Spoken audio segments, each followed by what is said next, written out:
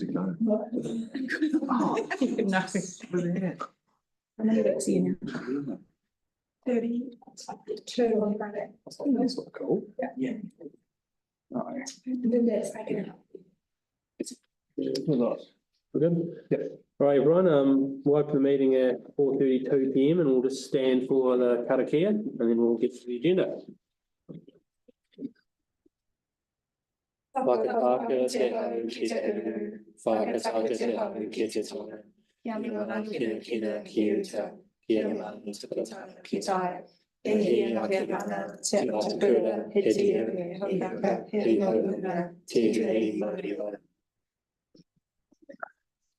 Right, thank you, everybody. So first up, we have apologies. So we have an apology from Linda and a apology for lateness from Suresh, who will be zooming in. So he should come online at some stage very soon.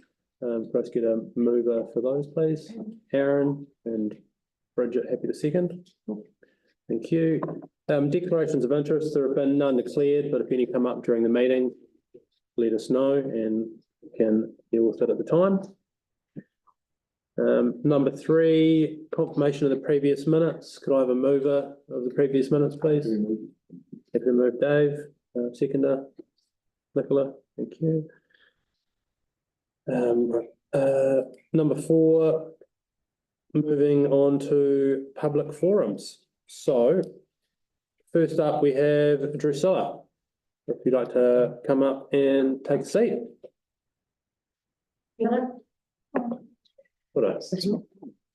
Right, so it's 5 minutes, including questions. So Okay. it's yours. First of all, some of you will know me, but I'm no longer working in construction now. 20 years I've been setting up film. So I'm developing an emergency mapping system, and that will be crowdfunded in 22nd of October 2025. And I'm also working in events in the city, okay? I've given out helped a lot of groups. I've given out 14,000 in the last since 2014 to different groups. And that's just kind of where we're at next. First of all, here it is. I've got quick notes. Number 1, this year I gave out to the antenatal unit, children's library, books and stuff.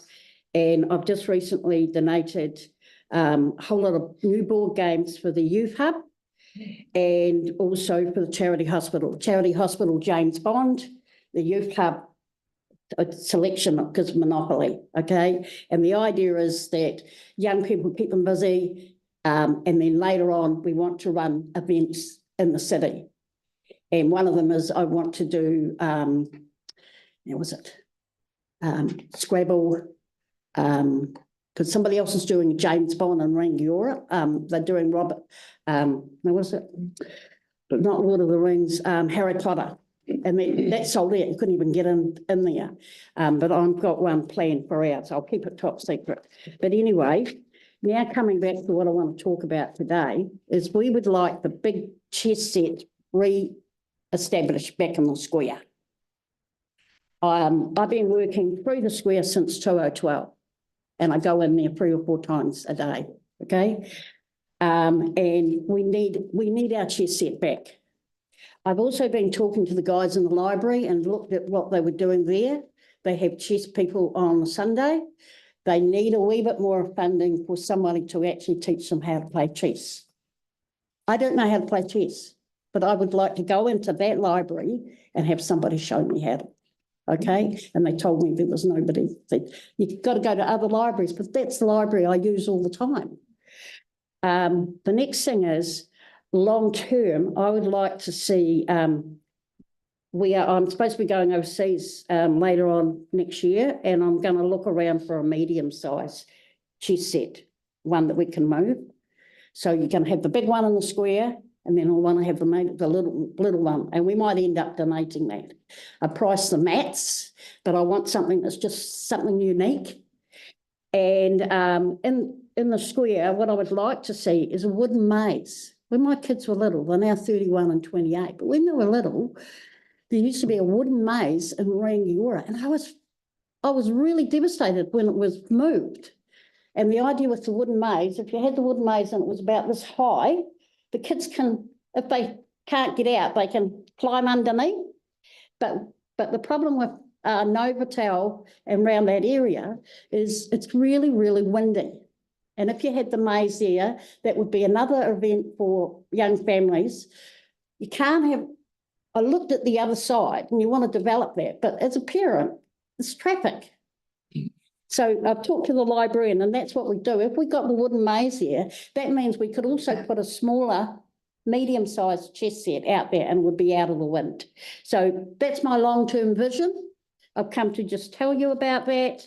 And I'll just make sure, check my notes that I haven't got anything else that I've forgotten. Oh, no doubt you'll hear about it. All right, I've actually got another meeting I've got to go to. Okay, all right. Well, thank you very much. But Taranaki, Wellington, Hui. I had one yesterday, Taranaki, now it's another lot. Thank you very much. All right. Right, thank you. Second up, the public forum today was Alan. Would you like to come and take a seat? And again, 5 minutes, including time for questions. And yeah, the presentation, I think. Yes, I have a presentation. Brilliant. I heard the clicker's voice activated by next slide, please, Aiden. But not yet. Yeah. All right, kia ora, greetings to the chair and members of the board. 大家好. My name is Alan Ho-Zu-de, and I came to Christchurch in 1998, and I've been rooted here in Ototahi ever since. And I'm here representing the Asian Community Transformation Trust to introduce ourselves and give a little update on our mahi as well. So our trust is a Christchurch-based charitable trust, and we're established to support the Asian migrants and their families. And next slide, please. Our mission is to welcome Asian immigrants into Aotearoa, New Zealand, see them equipped with the tools to thrive, and help them to contribute to their communities and to this beautiful nation they've come to. And those are our key focuses as well. And next slide, please. As you may know, Christchurch's Asian population has grown quite a lot by 30% since 2018, yet many migrants still face challenges such as social isolation, cultural adjustments, and language barriers. And these issues not only affect individual well-being, which is our focus, but also limited accessibility to services. And at the same time, we see it hinder broader community cohesion and also integration into local communities. So as we look into these, we look to address it in different ways. Next slide, please. Ways like bridging gaps in our education sector. We work with schools to provide translation services, cultural workshops for teachers, and mediation for parents. We're also very big on fostering mental health awareness in this community, and we've delivered mental health talks and seminars to the Chinese communities and to students like the ones in the English language school down at UC. But also we're all about strengthening community connections, and through events like family forums, sports activities, we have partnerships with local businesses as well to activate the community so we can create spaces where migrant feels a sense of belonging and connection along with their tamariki as well. Actually, over the last 2 years, we helped whānau navigate their new lives, supported teachers in understanding this increasingly diverse classrooms, worked with support workers with their Asian clients, and assisted them with referrals and to other resources as well. However, the need is outpacing the resources as Christchurch grew more multicultural. The question is, how can we better invest in creating a city where diversity isn't just acknowledged as we do so well, but also actively supported? And we believe we're in a unique position to activate the Asian communities, and your continuing support will further our vision to build Christchurch that is inclusive, resilient, and enriched by its diversity. I'd like to close with a little story of a local primary school that reached out to us regarding supporting a family that is struggling with raising an autistic child. They've come here for a better future for the kids, education, and all that, and that was a big hit on their life. And through our network, we found Rose, just a name we're going to use now, and Rose has experienced raising an autistic child herself.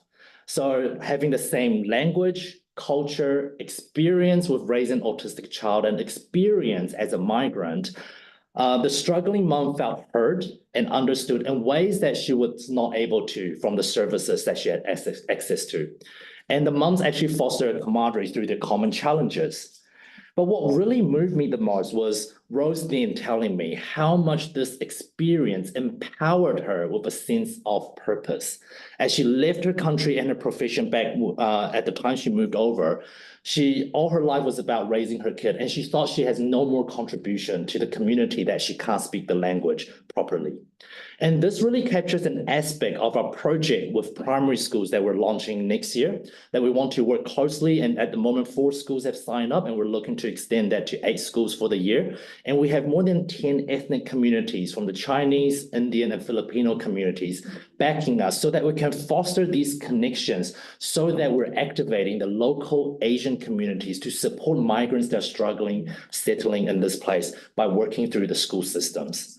And this is how we want to see the growing Asian communities actively supported in Ōtautahi.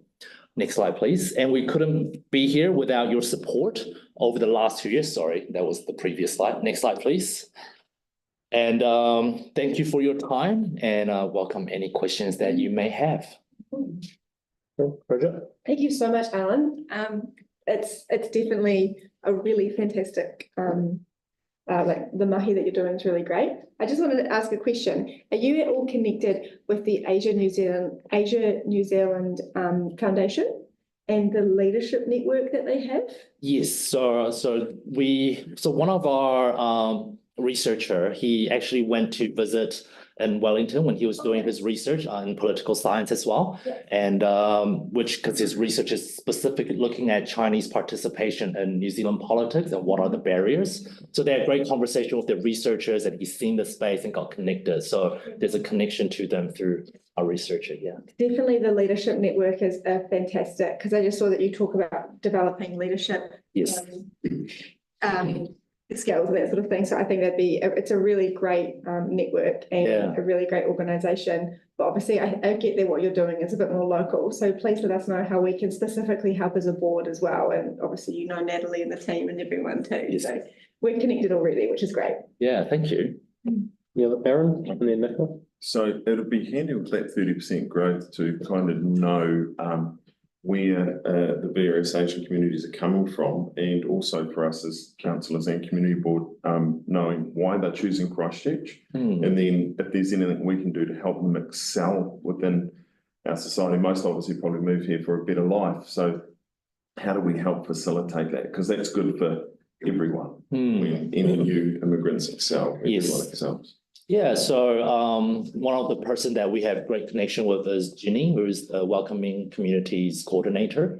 And so we have conversations around those. And there's a reason why we choose to work with primary schools and actually some of the GPs, the primary healthcare, because we identified that as one of the areas that all migrants' family will have access to, and then helping us seeing the gaps through there and facilitating services or further workers where we're starting from as well.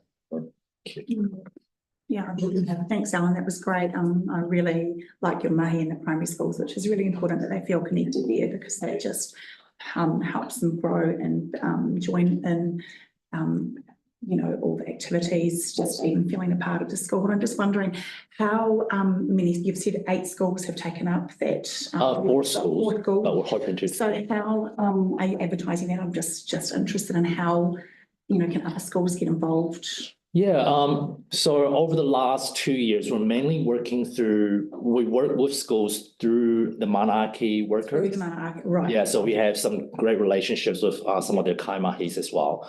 But now we feel like we know what we can offer. We're gonna use that to then first approach schools with more Asian students first, and then see how it goes. One of the principal has been very supportive to say when we feel like, you know, we're ready, whether our services or volunteer groups, that she can help us connect to the principals as well. And then we can continue to connect further. I think almost all schools would need that. So that's fantastic. Thank you. Thank you. Any other questions from anyone else? No? Awesome. Thank you very much for coming on. That was great. And feel free, you don't need to hang around either if you don't want to. Thank you. Moving on to the next item on the agenda, number 5, deputations by appointment. There are no deputations.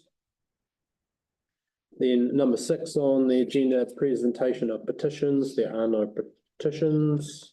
And then that moves us on to staff reports, which is item 7 is McLean's Grassland Park Reserve Management Plan and Concept Plan. Nicholas Head. Good. So little do people know that one of the rarest ecosystems in the country is on our doorstep and in your ward out behind the airport. And although it doesn't look much, and it's really special, that's what my partner says to me too, about me. This is about, particularly we just need approval from the board to make the management plan and the draft concept plan publicly available for submissions with this. It's pretty straightforward in the sense that it pretty well just legitimizes the work that's been going on and is going to be done. So, yeah. Anyone have any questions on the report specifically? No. Very happy to move. Yep. All right. Dave, second. All in favour? Against? Carried. Thank you very much. Thank you very much. Thank you. No fires. No. Right, that moves us on to number 8, the Belfast Cemetery Natural Area Landscape Plan, and our presenter today is Anthony Shadbolt. Thanks. Yeah, I'm pleased you laughed at Nick's joke. It doesn't normally happen. Doesn't it? And I'll be really, really quick, and Sam as well. So, full presentation here. Most of my talk will be saying next slide, please, but next slide. You know who the Six Trust is. We were set up to deliver Vision 3 of the Sixth Vision. Next slide. Back in about 3.5 years ago, the Trust was granted 4.25 million from MFE, and we're 3.5 years into that now, another 18 months to go. 2 key things we're doing is planting a lot of forest and a lot of riparian planting. Next slide. We have a target of 120,000 plants in riparian areas, which covers about 2 hectares of riparian planting per year. We're tracking on target to exceed that, probably reach 180,000 plants from riparian areas. Next slide. 2 hectares of forest planting each year is our target. So we're going to be hitting probably 100,000 plants, not 75,000 plants there. Next slide, totally quick. And we've got really good success rates too. We had a KPI of reaching, I think, 75% success in the plantings. We're up around the 90% now. Some sites are a bit lower, but some sites are almost 100%. So it's right plant, right place, and good maintenance for the first couple of years is really key to that. Next slide. So this slide here shows the extent of planting in the catchment it's occurred over the past sort of 10 to 15, maybe 20 years. Next slide. Now, skip that one in your vision there. So the next slide is what the Six Trust have planted. And maybe Adam just flick back between those 2 slides, just to show you how the Six plantings have actually filled those gaps in the waterway system. So the next slide shows what we propose to plant as a trust in the next 18 months. So you're seeing a nice connection of all these waterways through here now. Next slide, I think, is the waterway, Three Waters basins, Three Waters assets. So when you add the Three Waters assets to that network, it's getting to become a complete system out there. We've got about 230 hectares of native planting in the catchment. If you can believe that, it's a huge amount. The next slide, I think, shows where Belfast Cemetery planting is, just right in, it's almost got there. It almost got there. It slowed down. Try the next slide. I made it. And that should just flip into there any second now. But that's going to give us about a 4 hectare forest patch adjacent to Belfast Cemetery. Next slide. So where that's come from is part of the urban forest plan that was adopted about 18 months ago. One action was to establish a optimum forest patch configuration across the city for bush birds based on Colin Burke and Grant Hall's work. So behind the scenes, we've been working away at a native forest network plan, which shows where we can achieve these native forests across the city. And that's broken down into a ward by ward basis, which will help us plan these forests, because at the moment, the urban forest plan is rapidly planting 50 parks per year, but they could be strategic sites for native forests. So we can achieve 135 native forest patches across the city, averaging about 6 hectares each. 75% of those actually carried on existing native planting, not actually any extra than what we're doing at the moment, but it's just in a strategic location. Next slide. And that shows, for example, in the top left-hand side shows where the larger forest patches are, so at least 6.5 hectares, often up to 20 hectares. Good distribution across the eastern suburbs, northern suburbs, and of course doesn't show the Port Hills, which is important as well. Not much out towards the west though. It's really hard to get big patches out there. But as you can see in the bottom photo, bottom image there, there's a lot happening in the Harewood ward, incredible amount, probably the biggest ward of the city for native forest planting. So in the future, it's going to be a real sort of bonus for you guys. Next slide, I think, the final ones. Yeah, so the Belfast Cemetery site, we started planting that as a trust and with CVNZ and the council about 7 years ago. Next slide. And the right-hand side shows the Belfast Cemetery site looking from Belfast Road. So pretty established native planting now. Left-hand side is planting we've just established on the true left bank of the Kapatahi Creek on Ceres land. So most of our planting's been on private land, and I think that's about it. Next slide shows what it could look like in sort of 5, 10, 15 years time, and eventually in 200, 300 years time, bottom right-hand side there. So the forest plantings at the moment in that awkward sort of juvenile stage, with a bit scruffy, but in time they do look pretty stunning in time though. And the next slide just shows the cemetery plan that we're hoping will say fantastic. So that's it. Great. Any questions for anyone? No, it looks pretty good. Oh, yes, one, and now I'll ask you again, around the, getting weaker back in the city. Probably in Sticks Mill Reserve inside the predator fence. Yeah, what they're looking at is putting them into Rickett and Bush, Are they? eat the pigeons that are nesting on the ground. Again, the pigeons are nesting on the ground in Rickett and Bush, because what's happened, they've done predator control. Right. Pigeons have got no predators, so they actually hang around on the ground, hundreds and hundreds of them. But wicked could be a good biological control. Which pigeons? Not wood pigeons. Right. Rock pigeons, yeah. Right. But for Six Mill Reserve, yeah, we looked at that a while ago, and Willowbank bred the eastern buffwicker up. Yeah. But DOC wouldn't allow a reintroduction, because they're worried that they would eat vertebrates, which they will, but they're part of the ecosystem. So we could have that conversation again. I know. Yep. So where will they not allow? In Bush? As general reintroductions to citywide areas. So within predator-proof enclosures, that might be a goer. We actually fenced off dry bush in Port Hills about 8 years ago, and we're hoping to put Wicket into there as a contained reintroduction. Yeah. But DOC saw it as a full reintroduction and wouldn't allow it. So it's really difficult. Okay, so, But what we can do is we can introduce brown creeper and but if you've got places for them to go, then is there anything we can do politically? probably not politically, I don't think so, no, because it's going to take DOC to say, yes, it's a good idea for their introduction, and then Renang involvement, and Renang will no doubt say yes. DOC, I think, at this time point at the moment. So, yeah, I know. We can ask Is it again. not our job to lean on them, or do we talk to Te Māori and say, let's write a collective letter and say, bring back the bush chicken? Yeah, well, you can do it. Yep, I don't see a problem with that. Yeah. But it needs to go through the DOC Wildlife Act process, and that's going to be the sticking point. So what would happen if we just released them without their permission? Yeah.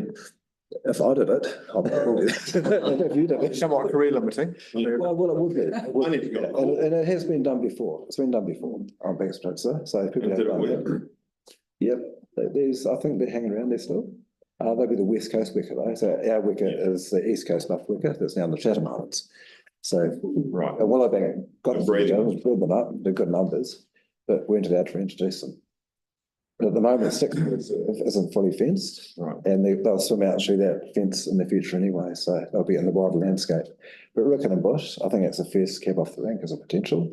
But again, they'll be eating endemic invertebrates. And so there's that issue as But well. they live out elsewhere though, don't You don't have to convince me. they? Okay. No, you could write a letter to Bobby, and we can investigate further with DOC. Yeah, well, I'll get Phil to ask Te Māori and we'll just have a straight out conversation and then the council and they can write a letter together. Question for me, just around back to the Belfast Cemetery. The unformed path that runs as a planned as a connector there. Yeah. Across the top. In the medium to long term. I'm imagining there's no funding in the LTP or anything. Would that be funded through the Sticks Trust? Would that be funded through council? It'll be funded at council, and the report talks about that would have to be prioritised in the cemetery's new development system. Yeah, So, but long term, the walk will go along the Kapatahi Creek downstream towards Factory Road or forward Factory Road, yeah. That's a short term fix through there because it takes you from really from Redwood Springs up the motorway corridor. Yeah. Through Redwood through Spring Grove into the cemetery, out into the motorway and up to Ruia Domain. So it's a good linkage there. So is that just going to be what, like Just be a grass. a grass path in the short term? I mean, depends what short term is. If that's development to the north, it's going to be decades away, which I don't think it will be. We could form it up, I think, as the crush and dust path. But eventually it should go along the creek itself. Yeah, and it's potentially something that we can look to try and prioritise in the next board plan, potentially to get a little bit of, because it's not going to be a huge amount of funding required, but just so there's money there to do something. Yep. And there's also the path on Kapatei Creek as well. But yeah, it's all in the list to be done, and the board's already approved that about maybe a year ago that we came to the board with that plan, and so it's approved already. So I just need the funding to put it in there, but prioritised against all the other priorities that we've got in parks. That's the issue. Okay, that's great. All right. With a mover, David. Now, take a second, Aaron. Right, all in favour? Aye. Against? Carried. Thank you very much. Right, next up on the agenda, item 9, the University of Canterbury Athletics Club upgrade at Fendalton Park. Caitlin. Yes, I'll try and keep it short. First, I just want to introduce myself. I am one of the new parks and recreation planners at council. So I work under Megan's team. So you might see a bit of me, but yeah, I'm Caitlin Ellie. So as you're aware, the University of Canterbury Athletics Club presented to you in the 12th of June in 2023, requesting to install new athletics facilities at Fendalton Park. We took this to the local park users and the clubs and had very supportive feedback from them, and then went to wider engagement where we had submissions from 19 individuals and 1 organisation. Overall, the responses were supportive. We had 3 that weren't. Most of this was around the impacts on residents who use the park. However, as staff have mentioned back to these individuals that the park is still operating the same way, and they will be only using the park 2 nights a week and only during the athletics season. The other concern was around the maintenance of the new facilities, and we have noted that, yes, this is the club's responsibility, not on council. And the big concern was obviously around animals and the sandpit for the long jump. However, this is going to be covered material, but there is plans if budget allows for a hard cover. And then there was also concerns around why it's not at the university. However, we have stressed that this site is no longer available. And then finally, the only other concern was around the safety of the throwing circles. And through conversations with the club, we can confirm that the throwing cages and circles are not within the rugby, they're 10 metres from the dead end line, and they'll have cages around them that will be removed at the end of the season. And during, obviously, club training, flags are out, adults are supervising. This is only children, so hopefully they can't throw too far. Yeah, well, hopefully they can. We do need a new up and coming. Yeah. Cool. Awesome. Any questions? Yeah, Bridget. Just a question. What would be the process for a member of the public to use some of those facilities? Would they have to can they just, rock up when the club's not using them? Yeah. Go for gold. Yeah, they're open there for the public, but to join the club, obviously, they can discuss with the. Amazing. No, it looks great. Great report and consultation. I think it's a real asset for the community. This group's great. So I'd be delighted to move that, Mr. Chair. Okay. Carried. Thank you very much. That moves us on to number 10 on the agenda, the Clyde Road proposed no stropping restrictions. Gautam. It's good. I can take a seat. So, good afternoon, everyone. So this report is regarding extending some existing no stopping restrictions on Clyde Road near the intersection with Grace Road. So as we know, some road safety improvements were carried on in the recent past around that intersection. A refuge island on Grace Road, some curb extensions on Clyde Road, and a cycle lane improvements. So a post-construction safety audit was done after the works were complete, and the audit team raised issue, which was pedestrians who are crossing Clyde Road near the intersection with the Grace Road would have their sight lines impacted by vehicles that are parked close to the intersection at the edge of the existing no stopping restrictions. As we know, they are painted just for a short distance currently, and it could affect pedestrian sight lines. And the pedestrian volumes are expected to be high at this location due to the Burnside High School being close by as well. So the audit team recommended improving the sight lines at this location. The staff feel that increasing the extent of the no stopping restrictions here would improve the road safety at this location. So consultation was carried out and we received one response which was in support of the extensions. Staff feel that extending them will improve the safety. So requesting board approval. Happy to take any questions. Right, thank you. James to move, Aaron to second. All in favour? Against? Thank you. Carried. Thank you very much. Thank you. That moves up on to item 11, the discretionary response fund applications. Happy to move. Very good report. Take it as read. And just any questions? My conflict on the community patrol is their patron, so so I cannot. I wonder why that was so high. All right, so yes, just if we can note that James sat back from the table during the vote on item 11. So can we have a move?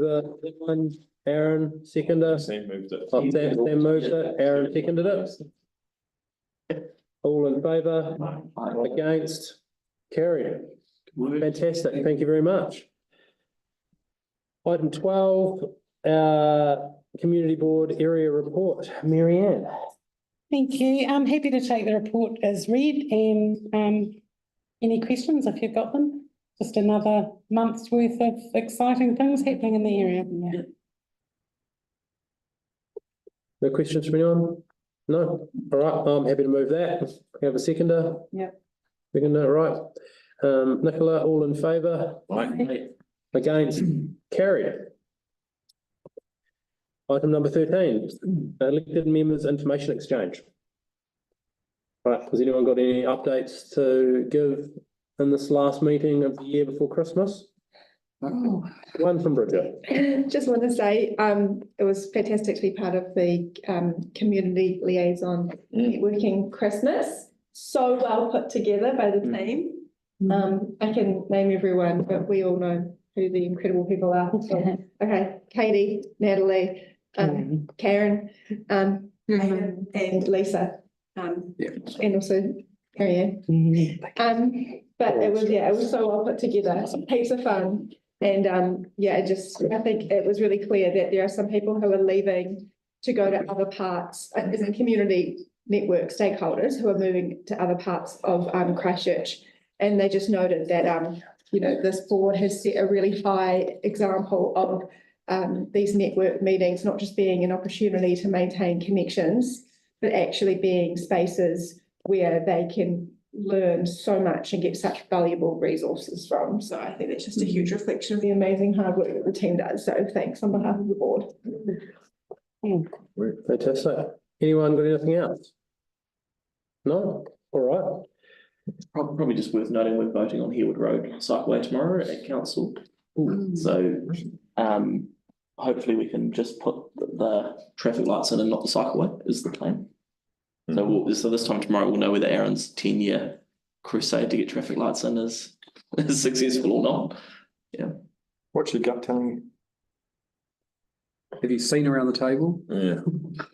Jason's coming in to do a deputation. It's just got to win too. Yeah. And we're good. So. And it'll save like $18 million. Yeah. So it's kind of crucial. Yeah. But you never know. Yeah. No. Okay. And it includes a crossing outside Harewood Primary School as well, so there'll be lights can go on there as well. And the connection to the cycleway, which is the Northern Arc. Great. All right. Look forward to hearing the result. What time will that likely go to decision tomorrow? Probably be done before lunch. Yeah. So probably 1 o'clock. Look forward to hearing the results from that one. All right, well, with that, we will move on. Do we need to move the elected members information exchange? No, we don't. Move on to number 14. So resolution to exclude the public Could I please have a, We're putting in this somewhere as well. yeah, These two. absolutely. Yep. So Happy to move. happy to move that. Second if anyone. David, right, in favour? Against? Carried, all right, so we